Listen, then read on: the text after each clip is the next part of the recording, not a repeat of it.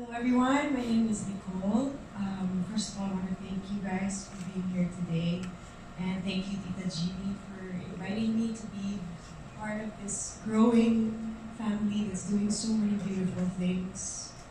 To be honest, I don't, I didn't really know I was here. I didn't really know what to say. I still don't. I'm figuring it out. But I do know that we all have wounds of various shapes and sizes and depth. I have those wounds. You probably do too. Some of them were inflicted in childhood. Some of them are fresh blood we're still dealing with. The funny thing about these wounds is when they're inside, you can't see them. You don't really know how deep they go. And so someone can come along and, like let's say you have a wound on your shoulder, people would know not to touch you there because it would hurt. But when they're inside, you come across people and they whack you right where it hurts. And you don't quite know how to react. I didn't know I had these wounds until this year. I was going along with my life and I didn't realize how deep these wounds were. And it's still something I'm processing every day. I don't know quite what to do about it, and that's why I'm here.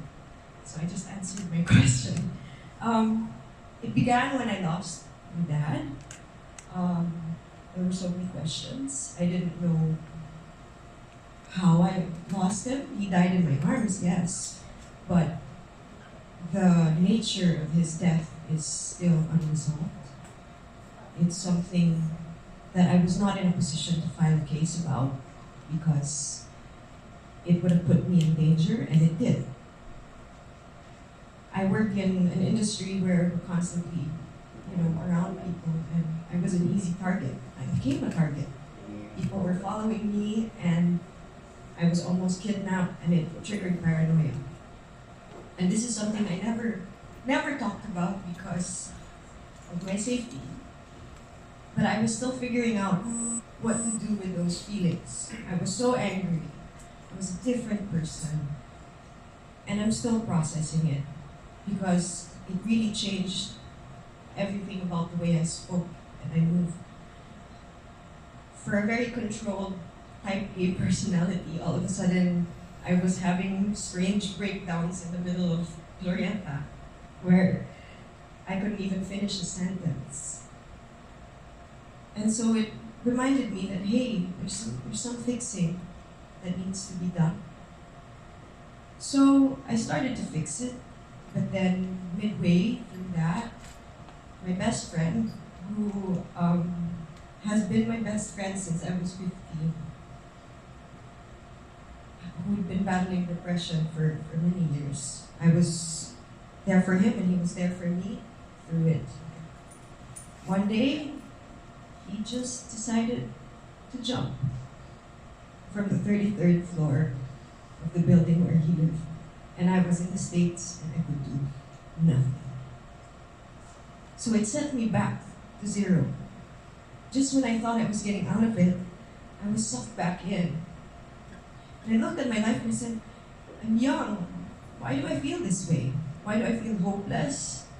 Why do I feel like there's nothing I can do?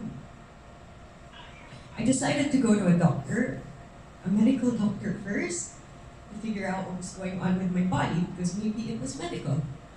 Maybe there was something I could do by changing my diet or like something like that. And I took some hormone tests, and the results came out that I actually have a chemical hormonal imbalance. So this is something that a lot of people have. I don't know much about it. I'm not a doctor really, and I'm really just figuring out why I'm here. But I'm glad I took those tests because it told me that there was an imbalance in my brain that sometimes I don't know how to control.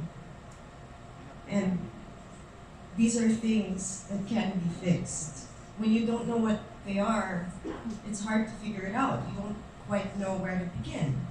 And now that I know, I can go get help for it. I can go seek a doctor. The second step is to go talk to someone, counselor, therapist, Tita Chini, the people of Hopeline, people of Mind Strong, and slowly get help. Because I realized that being a youth member in this generation, modern life has designed it in such a way that many of our friendships are digital. Many of them are virtual. We're not actually there. We don't really have genuine, tactile relationships with people. Maybe because of social media, maybe because we're immersed in work and what we do. But it estranges us from real relationships. And I'm just learning this now, but based on the statistics a while ago, there are a lot of really young people who are suffering from that. And social media sometimes doesn't help. You know, I'm sure you guys have heard that no man is an island, right?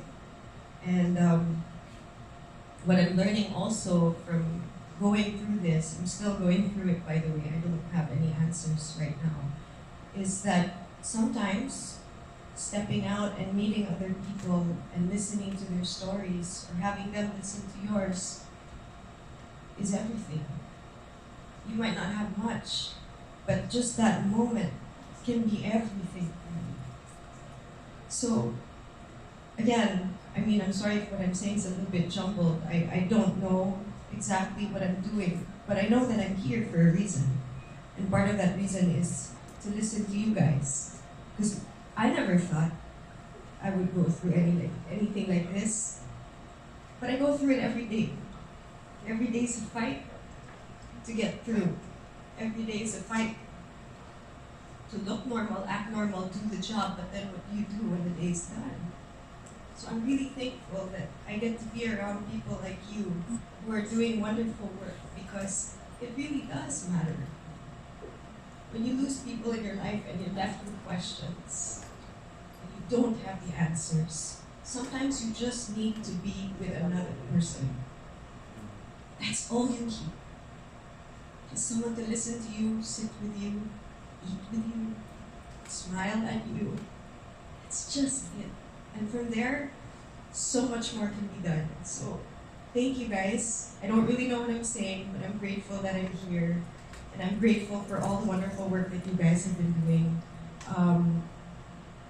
It's a blessing. So God bless you guys.